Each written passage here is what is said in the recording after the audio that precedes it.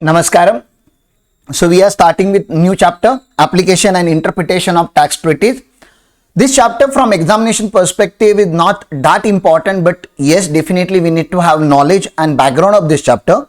So let's have a quick understanding why this chapter is needed. See, for Indian laws like income tax law or GST law or Companies Act, we already have Indian rules of interpretation. So India is having its own rules of interpretation which will be followed by Indian courts, High Court and Supreme Courts of India. Similarly, if you are talking about United Kingdom, UK will also have their own rules of interpretation for their laws. Now, whenever India sign a treaty or alternatively known as the DTAA agreements, usually with foreign countries, not only with the UK, it can be with Australia, it can be Canada, it can be with USA, it can be with many countries. While interpreting provisions which are there in DTAA, India will try to follow the rules of interpretations according to Indian customs, and UK will try to follow interpretations from their country's perspective. And rules of interpretation may not be the common in both the countries. It can be differed. And therefore, internationally, we need to have a common framework, common steps, or you can say, rules of interpretations or principle of interpretation. And not only for two countries, it has to be applicable for all possible nations, because every time you cannot have for every nation, you cannot develop a new rules of interpretation. So what happened in Vienna Convention long back, maybe around 30-40 years back, they have come up with an idea of a rules of interpretation which will be applicable internationally for this kind of agreement which is signed between two nations or multi-nations. So let's look at the definition of the treaty. Vienna Convention of Law, Treaties 1969, Article 2 defines treaty as, so you just need to have a common understanding what do you mean by treaty. So treaty can be an international agreement. So this is an agreement. Sir, it is between two states. States means not Maharashtra and Gujarat. State means it is talking about India and UK and foreign countries. It has to be in a written form. See, you cannot interpret verbal sentences. We need to have a written law that will be interpreted. Governed by international law, not by domestic laws of any particular nation. And it can be a single instrument or two or more related instruments. So what do you mean by this? See, whenever original DTAA agreement is signed, it's not that we follow the same DTAA agreement over the period of time. Sometimes whenever, say for example, G20 summit has happened and all the powerful nations have come to the G20 summit, and there they decided to modify the treaties of all the participants. Say for example, 20 countries was there. So they will sign an additional document or amended document, and that amended document will also form part of the original DTAA, so that we don't have to go and sign agreement with each country separately, because signing an agreement with 20 countries will become more complicated. So they, instead of that, they sign the agreements of a common amendments or common change in frameworks of the DTAA in the summit, and all the countries will mutually agree to it, and this is for the benefit of all the nation. So it can be a one single instrument or it can be a combination of the instrument that we have to interpret. Nothing but we have to interpret documents which are signed on international level. So what is the job of treaty? Why do we sign the treaties? So treaty represents various compromises agreed upon. See, compromises means because your country is having different rule of taxation, a foreign country is having different rule of taxation. In your country also the income is getting taxed, in foreign country also income is getting taxed. In your country for residence rule it is getting taxed, in a foreign country for source rule it is getting taxed. Because double taxation problem exists. We have discussed that in double taxation avoidance agreement. I strongly advise you to have a background of DTAA first and then only see this chapter. Okay. So to handle these issues, you have to compromise certain provisions of your Indian laws through the double taxation avoidance agreement.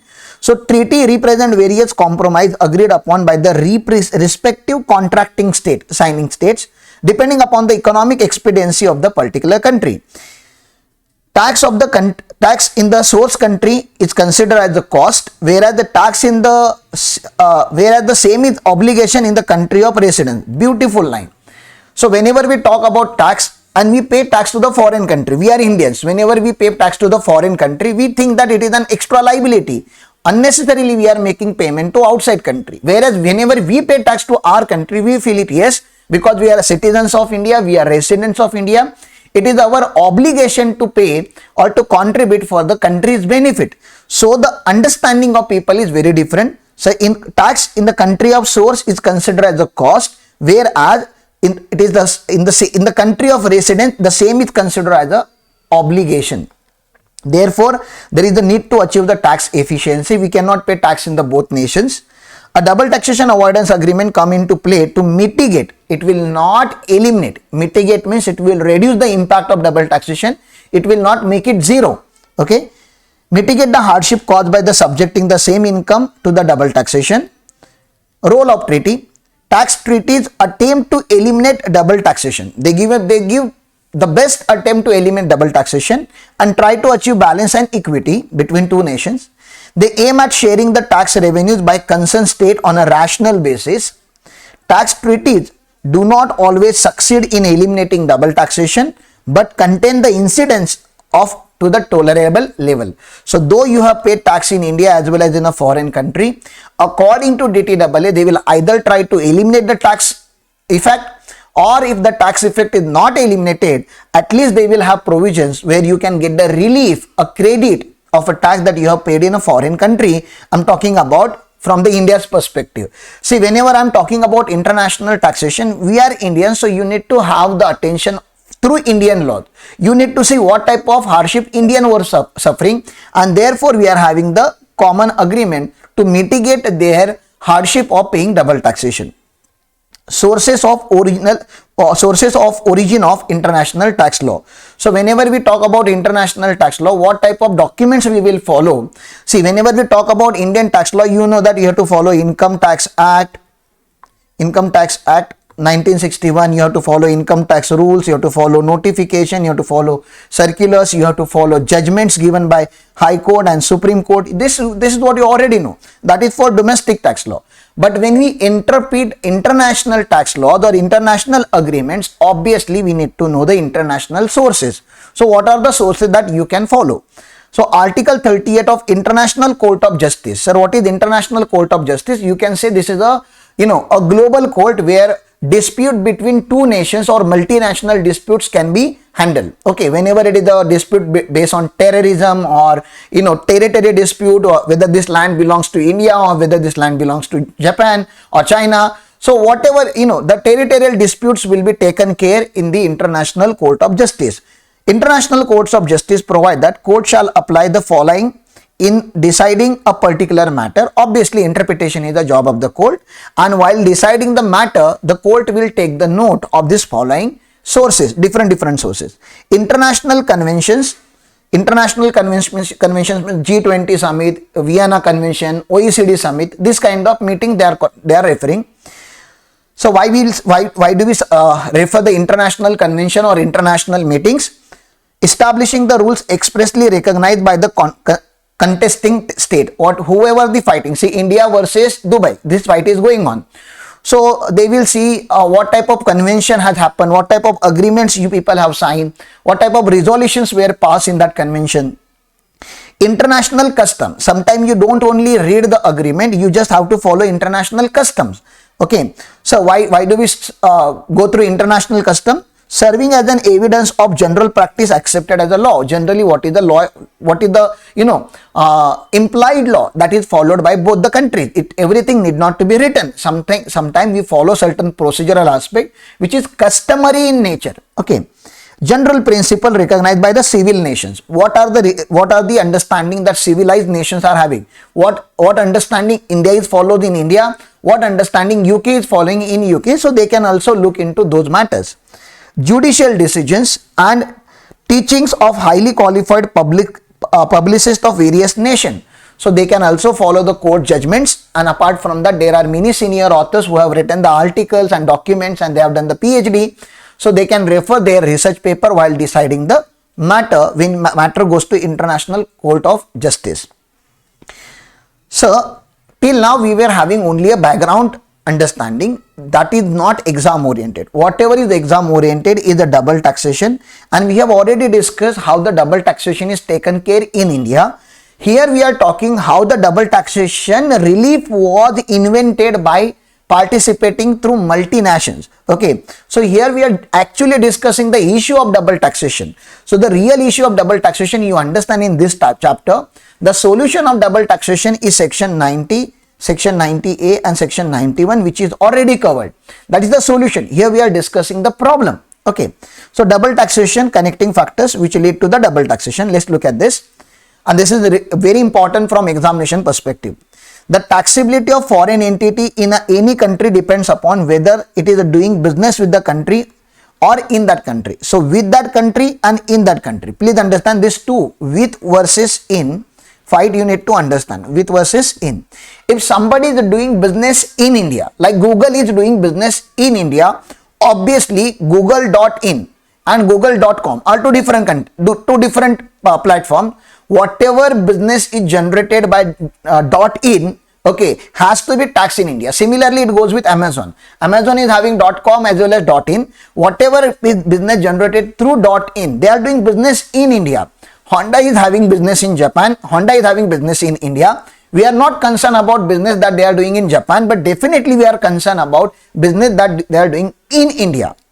But if somebody is exporting goods to India, so in India we are having importer and in Canada you are having exporter. So this Canadian person is doing business with India, so his income will not become taxable. So with India and in India, this is what you need to understand. Internationally, the term used to determine the jurisdiction for taxation is connecting factors. There are two types of connecting factors to determine the jurisdiction. Jurisdiction means which country will have legal authority to tax that particular income. There are two types of major rule that we follow. One is residence rule and second is source rule. It means the company can be subject to tax either on its resident link or its source link with the country. Okay. If the company is doing business with another country, Canadian company exporting goods to India. So Canadian company is doing business with India, that is the host or source country, then it would be subject to tax in its home country only. Home country means that particular company will be taxable only in the Canada, not in India, based on the residence link. However, if the country is doing business in a host country or a source country, so somebody is doing business in India, you are a Canadian based company, but you also have a division in India and you are doing the business here through your Indian arm, obviously you have to pay tax on the revenue generated by your Indian arm. However, if the company is doing business in a host country or source country, then beside being taxed in the home country on the basis of the residence link, it will also be taxed in the host country on the basis of source link. Okay. Jurisdictional double taxation. Jurisdictional double taxation means a same person is getting taxed in two different nations. Same person, it is getting taxed in two different countries, same entity. Okay, same entity or same person is getting taxed in two different nations based on residence rule and source rule. So in one country, it is taxed because your source is located in foreign country, and in India you are getting taxed because your source of income is located in India. So that is known as the jurisdictional double taxation. Very important short note. Okay, mark it important. When source rule overlap, the double taxation may arise. That is, tax is imposed by two or more countries as per their domestic tax law in respect of the same transaction. Income arises or deemed to be arises in their respective jurisdiction. This is known as the jurisdictional double taxation. In order to avoid such double taxation, a company can invoke the provisions of DTAA with the source country or host country, or in absence of the such agreement. You know that in India, we can have either DTAA relief or bilateral relief or unilateral relief. If that country doesn't provide, if this country doesn't have DTAA in India, still our residence country, that is India, will provide you relief under section 91. In the absence of such agreement, invoke the provisions of section 91 of Income Tax Act, providing the unilateral relief in the event of double taxation. Example, company ICO means Indian company, is a resident in India. So ICO is in India and it has set up the branch in UK. Okay, it has a branch in UK. Here India would be a country of resident for ICO because it is incorporated in India. That is, the residential status is determined in India. Whereas UK would be treated as a source country. UK would tax the profit earned by the branch of ICO located in UK, whereas ICO would be taxed on worldwide basis in India, including profits of UK branch. This is what you already know. Okay. However, ICO can claim the relief in respect of the taxes paid in UK while filing the tax returns in India under Indo-UK double taxation avoidance agreement. And if we imagine, if you don't have the agreement, then unilateral relief under section 91. If instead of UK, ICO has a branch in the state with India does not have treaty, then it can claim unilateral relief under section 91. Economic double taxation. So what do you mean by economic double taxation? Now you know that India is having rule section 9(1). You need to know the section 9(1) as well. Section 9(1) says income are deemed to be accrued in India. Okay. Some foreign income, India is saying it is deemed to be accrued in India, and there is a foreign country where actual two persons are located. So here one NR is there, one NR, and here another NR is there. Okay, please understand. This is the foreign country. This one NR has given a loan to another NR, and another NR is repaying interest to first NR. Obviously, if you look only at the foreign country, then it is not taxable in India. Please understand again. First NR has given loan to another NR. Is it clear? First NR has given loan to another NR. The second NR, non-resident, is paying interest to the first NR. Is it taxable in India? Definitely no, it's not taxable in India. But this particular NR who has borrowed the loan, he has utilized the loan amount on a project in India. On a project in India. Now because this NR has utilized the money in India, the interest is having source in India, and that is also in section 9(1). It is clearly written, whenever non-resident use the borrowed money for a project in India, the interest will be deemed to be accrued in India, and because interest is deemed to be accrued in India, it will be taxable in the hands of this NR. So please understand, here there are two different entities, and in the hands of two different entities it will be taxed. Okay, it is possible. It is possible to have taxation in two different countries. Secondly, one more example, in India it might be taxed on the receipt basis, whereas in foreign country it might be taxed on the source basis. Possible. The different person are liable to pay tax. Here entities are also different. See, in a jurisdictional double taxation, the same person is liable to pay tax in the both countries. In economic double taxation, it might be a different person. It can be a receiver and it can be a giver. Please understand. A receiver, a recipient, and the person who is making the payment. Please understand. A recipient and the supplier both may be liable to pay tax. A recipient is taxable in India because he is located in India, and person who was making the payment or person who is making supply, he may get tax in his foreign country. The same. So in economic double taxation, the income is same income, but there are two different entities that are involved. Please understand here. Economic double taxation happens when same transaction is same. Item of the income or the capital is a tax in two or more state, but in the hands of different person because of lack of subject identity. Okay, that happens. That usually happens. We don't know whether it is going to be taxed. You might have studied the GAR provision. In GAR provision also, India follows substance over form. India follows substance over form. That means in India the real owner is taxable, and in foreign country maybe legal owner is taxable. That is another example that you need to keep in mind. According to GAR provision in India we will find a real owner. Okay, maybe husband is in India, and in foreign country we are having a legal owner, say for example wife. So husband is the generating revenue in the name of the wife, which is the legal owner of the income. Okay, obviously a foreign country is taking tax from the legal owner, but in India they will say no, this particular income should be clubbed in the hands of the husband, so it will be taxed in the hands of real owner. It can also happen with holding and subsidiary company. In India we are having a holding company which is actually running the show. The whole management and control, everything is done from the India, but we have incorporated a company in Mauritius just to have a lower tax jurisdiction. Now in Mauritius, the Mauritius subsidiary is paying tax in the Mauritius, assuming that the income is taxable in Mauritius in their hand. Whereas India is having general anti-avoidance rule, and according to general anti-avoidance rule, that Mauritius income should become taxable in India. Now here you can understand two different entities are paying tax in two countries on the same transaction, that is economic taxation. When one state attributes income or capital to the legal owner, whereas the tax law of other attributes in the hands of the person in a possession or having economic control over the income. So legal versus real. One country is taking tax from the legal owner, another country is taking tax from the real owner. That leads to economic double taxation.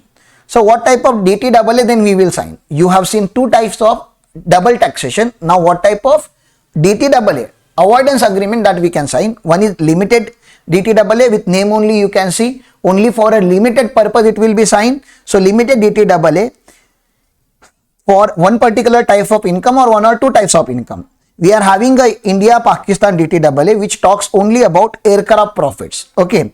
And then usually India signs comprehensive DTAA with many nations. They cover almost all types of income covered by any model of convention. So model of convention means it can be OECD model or it can be United Nations model. There are two models of convention that we have to discuss.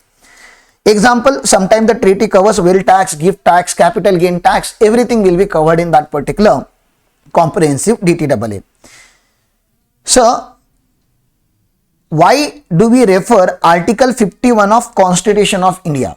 So, Article 51 of Constitution of India is very, very important. Directive principles set out by Article 51 of Constitution of India to be followed by the state in the context of international agreement. Now, when you say India has signed the agreement with the foreign country and they will do everything like the agreement, okay, DTAA agreement. But in India, don't you think Indian Constitution should allow this agreement to override Indian laws? Because you have to have understanding of this. If there is a conflict between domestic laws versus DTAA, the DTAA will prevail over domestic laws. But a domestic law, supreme law is Constitution of India. How can you override our Constitution of India? Who have given you authority? So Article 51 of Indian Constitution gives the directive principle, yes, Government of India or our Parliament is having a power to sign such agreements with the foreign nations which will override the domestic laws. Only that power factor we are discussing here. The state shall endeavor to promote international peace and security. So this is the purpose. These are the principles based on which these agreements will be override. Maintain just and honorable relations among the nations. Foster the respect for international law, treaty obligations in the dealing with the organized people with one and another. Obviously, whenever you sign the agreement outside India in any of the convention, that convention's agreement will override the domestic law. So we are giving the power to that international convention. Encourage settlement of international disputes by arbitration. Arbitration means you go there, you settle down the issue, you do not drag the issue, you do not declare the war, you try to settle down the issues. So why do we need treaty? This kind of general question can also be asked in exam. Why exactly why India is signing treaties with almost 100 nations, and why we actually initiated it, and don't you think it is going to cause a loss to government of India? Because according to treaty, it is some of the incomes are not taxable in India, whereas according to Indian Income Tax Act, almost every non-resident has to pay tax in India if the source of income is located in India. So don't you think, sir, it is beneficial for India to not sign treaty? So it's not like that. If you have to maintain a good relation with the foreigners or neighbor nations or any nation for that matter, obviously the whole world is a single market. Now, if you want to have a existence in a global market, and definitely India being a founder member of World Trade Organization or member of United Nations, member of OECD, they have to deal with each other. And when they have to deal with each other, you cannot fight and deal with each other. You have to provide mutual respect and mutual benefit. It's not that India only loses in all this transaction. Sometimes India also gains, because sometimes Indians are earning income in the foreign country. So foreign country will not take the tax, but India will take the tax. Similarly, when foreign citizen comes to India and he is earning income in India, according to Indian law, it is taxable in India. but according to DTAA it is not taxable. So you give me the benefit, I'll give you the benefit. It's a give and take relationship that we have to maintain. That's the sole purpose of treaty. So allocating taxing right, eliminating double taxation, ensuring non-discrimination between resident and non-resident. Do you remember non-discrimination clause? The laws of country India should not be, or the law which is applicable to domestic companies, the same laws or similar laws should applicable to foreign companies. Laws of foreign companies should not be less beneficial as compared to laws of India. There is one exception to this, one proviso to this, that tax rate of foreign companies should not be considered as a discriminatory nature. So that we have discussed in DTAA. So these clauses will be there. Resolution of dispute arising on account of different interpretation of tax treaties, providing assistance in collection of the fair and legitimate share of tax. Further, in addition to above, there are some other principles which must be considered by the countries in the tax system. So apart from tax, obviously revenue, they have to share the information, they have to make sure that there should not be double non-taxation. Equity and fairness. Some income earned by the different taxpayer must be taxed at the same rate regardless of the source of income. Same income. So if there are 10 different people and they are earning the same income, you cannot have different rate of tax for all different types of person. Please maintain the equity. Okay. Neutrality and efficiency. Neutrality factor provide that economic process should not be affected by the external factors such as the taxation. Whenever India make taxes dangerous for a non-resident, obviously non-resident will be discouraged to enter into India, and that should not be done. A taxation should not become a bottleneck. A taxation should not become a speed breaker for the country's economic growth. So taxation laws should be in favor to international countries so that they can do the business with you. Promotion of mutual economic relation, trade and investment. Neutrality is twofold. Okay, capital export neutrality. Capital export neutrality means, sir, this is when India invests in foreign country. So the foreign country will not, put a lot of burden on Indian entities. At the same time, capital import neutrality. Whenever foreign companies invest in India, that time India should provide benefit to foreign countries. So capital export neutrality provide that business decision must not be affected by the tax factor between the country of residence and the target country. And import neutrality provide that the level of tax imposed on non-resident as well as resident must be similar. It need not to be same, identical, but usually it has to be similar. So please read these wordings 2-3 times to keep it in mind. It is important. So application of tax treaties. Who can take the benefit of tax treaties? So India has signed DTAA agreement with UK. So obviously either Indians can take the benefit or UK resident can take benefit. A third country cannot take benefit of India or should not take benefit of India-UK treaty. Meaning thereby there should not be tax treaty shopping. You know that India has signed treaty with Mauritius which give lot of concession to Mauritius nation. So a country like Australia should not go to the Mauritius just to have a treaty benefit, because then that will lead to a misuse of a treaty. So misuse of treaty should not happen. Treaties apply only if the person is a resident of either of contracting state or both of the contracting state. Residential status has to be determined as per the domestic law of the contracting state. Computation of income has to be as per the domestic law. So you have to compute income according to your domestic law, determine your residential status according to domestic law. You have to apply tax rate also according to your domestic law, because the DTAA will not provide you all these factors. DTAA will only try to focus on who will have the right to collect the revenue. Tax treaty only distributes and assigns the taxing jurisdiction. It does not impose tax. Having assigned the jurisdiction of tax between the state of residence and state of source, the domestic state laws of respective state determine the taxing rules.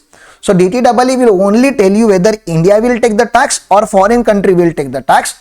How to compute income and how to compute tax, that you already know. You are expert of computation of tax now. We are toward the end of the syllabus. So you know how to compute tax law, how to follow the rules and regulations, when to file income tax return. All the compliance procedure will be given by domestic tax law. Contracting states dividing tax sources and objects among themselves not to levy taxes or tax only to a limited extent. It is called a distributive rule. So obviously both the country will say, okay, you take the tax on capital gain, I will take tax on business income, you take tax on salary, I will take tax on house property. So they will have some basis, okay, on which the income tax will be distributed. There will not be a blindfold rule where only foreign countries taking benefit. No, it cannot be one-sided benefit. It has to be win-win situation. It cannot be lose-lose situation, win-lose situation, lose-win situation. Whenever there is a win-win situation between two nations, then only the treaty will be signed. According to this principle, to extend that an exemption is agreed to, its effect is in principle independent whether the contracting state imposes tax in the situation to which the exemption applies, irrespective of where the state actually levies the tax, meaning thereby your country may levy the tax and DTAA may provide the exemption. So obviously the assessee who has earned the income will get the exemption. The point here is that having agreed to give the right of tax to the other state, that state may or may not levy the tax. Please understand, whenever we have given the right to the foreign country, it's a foreign country which will decide whether to take tax on that or not to take tax on that. That's not our call. That's a foreign country's call. This is what whole the procedural aspect that you should know about, or background you should know about the tax treaties. Apart from that, a tax treaty prevents not only the current but also the potential future double taxation. So they are always future oriented, and whenever it is needed, they will call up the summit. Whenever new issue arises, they will call up the international summit, and in summit they will amend the law for future improvised system of taxation in all the respective contracting states. So we are going to learn this law and rules of interpretation in coming lectures. Thank you.